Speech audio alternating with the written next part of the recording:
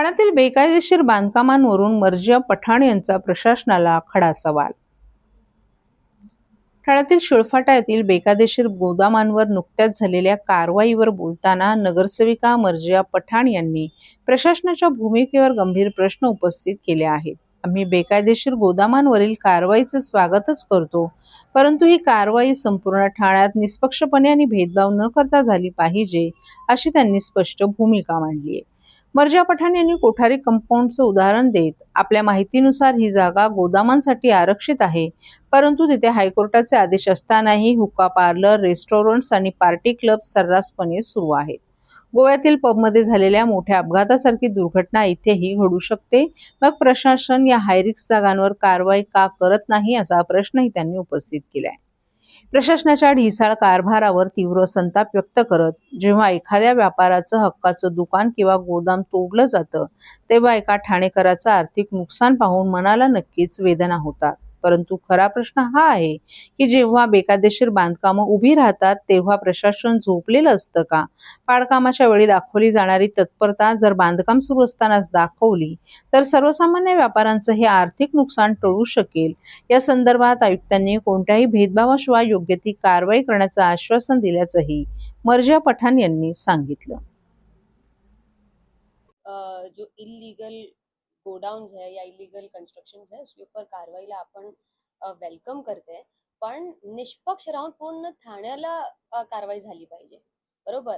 Kothari compound sector 4 माझी माहितीप्रमाणे, correct me if I am wrong, पण तिथे गोडाऊनचं रिझर्वेशन दिलं गेलं आहे. पण तरी सुद्धा आपल्याला तिथे बघायला भेटतंय हुक्का पार्लर, रेस्टॉरंट्स, पार्टी क्लब्स खूप बनून गेलाय. आणि again correct me if I am wrong, पण तिथे हायकोर्टचा ऑर्डर पण आला होता तिथे कारवाई करायला. तर माझा फक्त तेवढाच प्रश्न होता की किती कारवाई तुम्ही तिथे केली. बरोबर. आय डोंट अपोज कारवाई, पण रिस्क तिथे रिस्क नाहीये का? आपण बघितलं गोवातला किती मोठा ऍक्सिडेंट झाला होता गोवाच्या पबला. सर्व नागरिकांना आवाहन करण्यात येत आहे की सध्या डासांमार्फत पसरणाऱ्या डेंग्यू या आजाराचा प्रसार रोखण्यासाठी प्रत्येकाने पुढीलप्रमाणे कार्यवाही करावी. डेंग्यू आजार एडिस इजिप्ती हा डास चावल्याने होतो. या डासांची पैदास साचलेल्या किंवा साचवलेल्या स्वच्छ पाण्यामध्ये होते. 8 दिवसांपेक्षा जास्त दिवस पाणी उघडे व साचून राहिल्यास त्यात डास अंडी घालतात. अंड्यांच्या अळ्या तयार होऊन पुढे डास तयार होतात. यासाठी आपल्या घरातील पाणीसाठे, उदाहरणार्थ बॅरल्स, पिंपे, टाक्या, हौद, रांजणे इत्यादी दर आठवड्याला रिकामे करून घासून पुसून कोरडे करून पुन्हा भरावे. 1 दिवस कोरडा दिवस म्हणून पाळावा. पाणी साठ्यांना घट्ट झाकणे बसवावीत किंवा जुनी साडी, चादर, धोतर यांनी बांधून झाकून ठेवावीत, म्हणजे डास त्यात जाऊन अंडी घालणार नाहीत. घराच्या गच्चीवर, आजूबाजूला, अंगणात कोठेही पाणी साचू देऊ नये. भंगार सामान उघड्यावर टाकू नये. उदाहरणार्थ टायर्स, प्लास्टिक सामान, कुंड्या, टाकाऊ वस्तू इत्यादी. अशा सामानात पावसाचे पाणी साठून त्यात डेंग्यूच्या डासांची पैदास होते. घरातील कूलर्स, फ्रीजच्या पाठीमागील ट्रे हे देखील वेळोवेळी कोरडे करावेत. लक्षात ठेवा, नुसत्या फवारणीने डास घनता कमी होत नाही, तर त्यासाठी डास पैदास ठिकाणे नष्ट करणे ही आपल्या सर्वांची जबाबदारी आहे. कोणताही ताप अंगावर न काढता जवळच्या शासकीय रुग्णालयात मोफत औषधोपचार घ्या. अशा प्रकारे नागरिकांनी सहकार्य केल्यास डेंग्यूचा प्रसार रोखणे सहज शक्य आहे.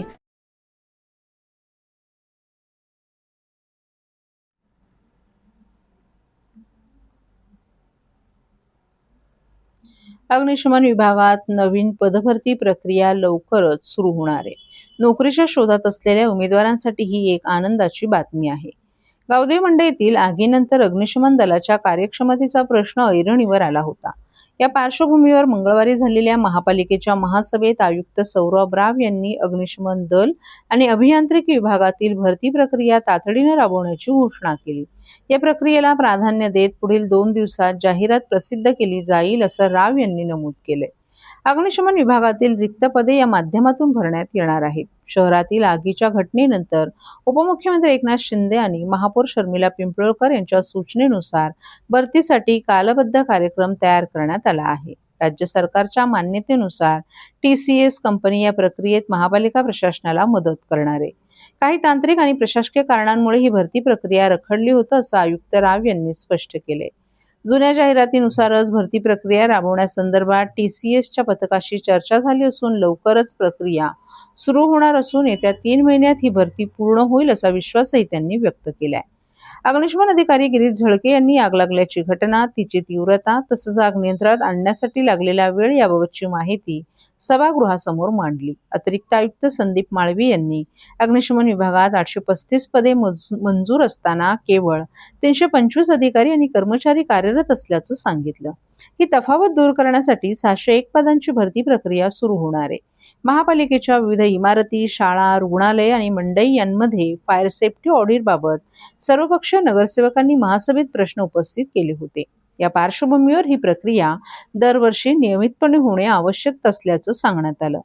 आगीच्या घटना टाळण्यासाठी अद्ययावत मॉकड्रिल घेणं आवश्यक असून त्यासाठीही कालबद्ध कार्यक्रम तयार करण्यात आला आहे. महिनाभरात महापालिकेच्या सर्व प्रमुख वास्तूंचं फायर सेफ्टी ऑडिट करण्यात येईल अशी माहिती आयुक्त राव यांनी दिली आहे. ठाण्यातील पाचपाखाडी परिसरातील कचराळी तलावासमोर असलेल्या दुर्गा विहार हॉटेलच्या शेडवर आज सकाळी झाडाची मोठी फांदी कोसळल्याची घटना घडली. सुदैवाने या घटनेत कोणालाही दुखापत झाली नाही. सकाळी 8:45 वाजण्याच्या सुमारास या घटनेची माहिती ठाणे महापालिका आपत्ती व्यवस्थापन कक्षाला प्राप्त झाली. ही घटना उमा भास्कर सोसायटी शेजारी कचराळी तलावासमोर घडली. हॉटेलचे मालक विष्णू कारापूरकर असल्याची माहिती आहे. घटनेची माहिती मिळताच आपत्ती व्यवस्थापन कक्षाचे कर्मचारी, एक पिकअप वाहनासह तसेच अग्निशमन दलाचे जवान, एक रेस्क्यू वाहन आणि एक फायर वाहनासह घटनास्थळी दाखल झाले. अग्निशमन दल आणि आपत्ती व्यवस्थापन कक्षाच्या कर्मचाऱ्यांनी हॉटेलच्या शेडवर पडलेली झाडाची मोठी फांदी कापून हटवण्याचं काम हाती घेतले. या घटनेमुळे परिसरात काही काळ नागरिकांची गर्दी झाली होती. मात्र कोणतीही जीवितहानी अथवा दुखापत झाली नसल्याने मोठा अनर्थ टळलाय. ठाण्यातील चरई परिसरात न्यू शर्मा डेअरी फार्म जवळ आज पहाटे रस्त्यालगत उभ्या असलेल्या 2 चारचाकी वाहनांवर झाड कोसळल्याची घटना घडली. सुदैवाने या घटनेत कोणालाही दुखापत झाली नाही. सकाळी 6:56 या घटनेची माहिती ठाणे महानगरपालिका आपत्ती व्यवस्थापन कक्षाला प्राप्त झाली. ही घटना गौतम सागर बिल्डिंग समोर चरई परिसरात घडली. या घटनेत एका मारुती सुझुकी वॅगनारवर आणि RJ क्रमांकाची महिंद्रा थार या 2 वाहनांवर हे झाड कोसळलं. वाहन मालकांची ओळख अद्याप समोर आली नाही. या घटनेची माहिती मिळताच आपत्ती व्यवस्थापन कक्षाचे कर्मचारी पिकअप वाहनासह तसेच अग्निशमन दलाचे जवान, रेस्क्यू वाहन आणि फायर वाहनासह घटनास्थळी दाखल झाले. त्यांनी झाड कापून वाहनांवरील अडथळा दूर करण्याचं काम हाती घेतलं. या घटनेत कोणतीही जीवितहानी झाली नसली तरी दोन्ही वाहनांचं नुकसान झाल्याची प्राथमिक माहिती समोर आली आहे. नवी मुंबई आणि पुणे महानगरपालिकांमध्ये कंत्राटी कामगारांच्या हिताचे महत्त्वपूर्ण निर्णय घेण्यात आले असताना ठाणे महानगरपालिकेतील कंत्राटी कामगारांनाही समान न्याय मिळावा अशी मागणी कामगार एकजूट संघटनेचे नितीन मडके यांनी आंदोलन करत केली आहे. आम्ही ठाणे महापालिकेत 28 वर्षांपासून काम करत आहोत, तर आमच्यावर अन्याय का, तसंच योग्य तो न्याय न मिळाल्यास एकाही नगरसेवकाला पालिकेच्या बाहेर पडू देणार नाही असा इशाराच संघटनेच्या वतीनं देण्यात आला. गेल्या अनेक वर्षांपासून ठाणे, मुंब्रा आणि दिवा परिसरात विविध भागांमध्ये कार्यरत कंत्राटी कामगार महानगरपालिकेच्या सेवांचा महत्त्वाचा आधारस्तंभ ठरत आहेत. स्वच्छता, आरोग्य, पाणी पुरवठा, प्रशासन आणि इतर अनेक सेवांमध्ये हे कर्मचारी सातत्यानं काम करत असले तरी त्यांच्या वेतन आणि सुविधांच्या प्रश्नांकडे अपेक्षित गांभीर्यानं पाहिलं जात नसल्याची भावना कामगारांमध्ये आहे. 22 ऑगस्ट 2025 रोजी कंत्राटी कर्मचाऱ्यांनी आपल्या न्याय मागण्यांसाठी ठाणे महानगरपालिकेच्या गेटसमोर आंदोलन केलं होतं. त्यावेळी प्रशासनाकडून काही आश्वासनं देण्यात आली होती, मात्र त्याची प्रभावी अंमलबजावणी झाली नसल्याचा आरोप कामगारांकडून करण्यात येत आहे. दरम्यान नवी मुंबई महानगरपालिकेत कंत्राटी कामगारांना वेतनवाढीचा लाभ देण्यात आला असून पुणे महापालिकेत आरोग्य विमा आणि इतर कल्याणकारी सुविधा उपलब्ध करून देण्यात आल्या आहेत. त्यामुळे ठाणे महानगरपालिकेनेही कामगारांच्या मागण्यांचा सकारात्मक विचार करून त्यांच्या आर्थिक आणि सामाजिक सुरक्षेसाठी ठोस निर्णय घ्यावा अशी मागणी पुढे येते. दरम्यान कामगार एकजूट संघटनेचे अध्यक्ष नितीन मडके यांनी कंत्राटी कामगारांच्या वेतनवाढीबरोबरच आरोग्य विमा, नोकरीची सुरक्षा आणि इतर कायदेशीर हक्कांबाबत सातत्यानं पाठपुरावा सुरू असल्याचं सांगितलं. महानगरपालिकेच्या महासभेत या संदर्भात ठराव मांडून सर्वपक्षीय सहमतीने निर्णय घेण्यात यावा अशी त्यांची भूमिका आहे. कंत्राटी कामगारांच्या प्रश्नांवर लवकरात लवकर सकारात्मक निर्णय न झाल्यास भविष्यात व्यापक आंदोलन छेडण्यात येईल असा इशारा संघटनेच्या वतीनं देण्यात आलाय.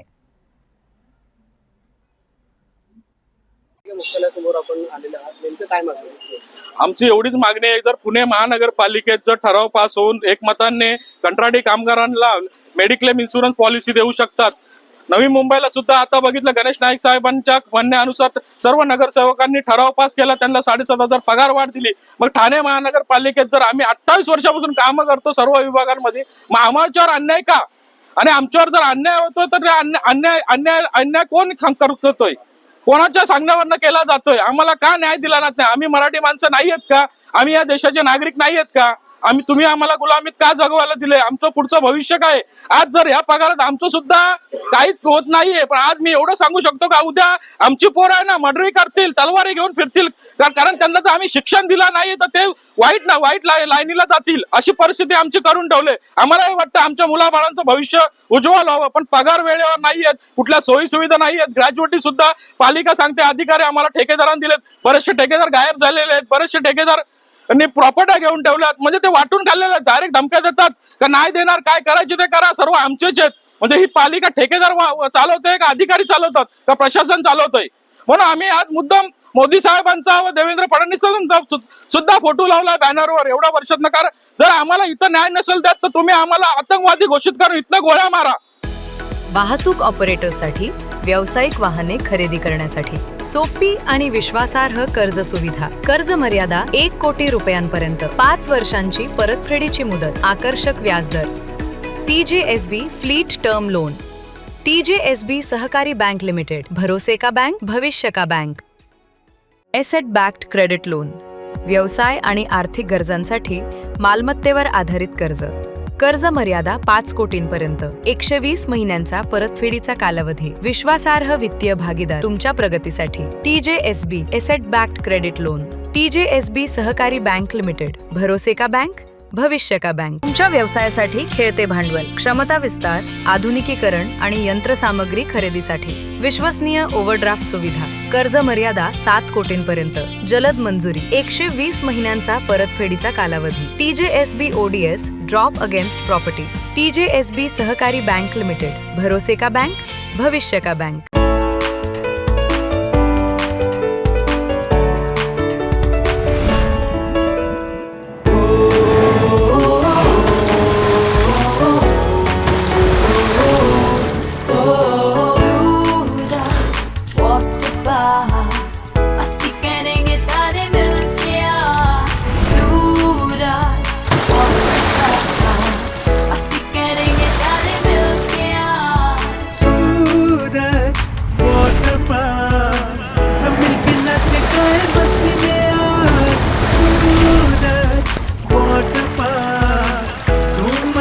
सब मिलके आज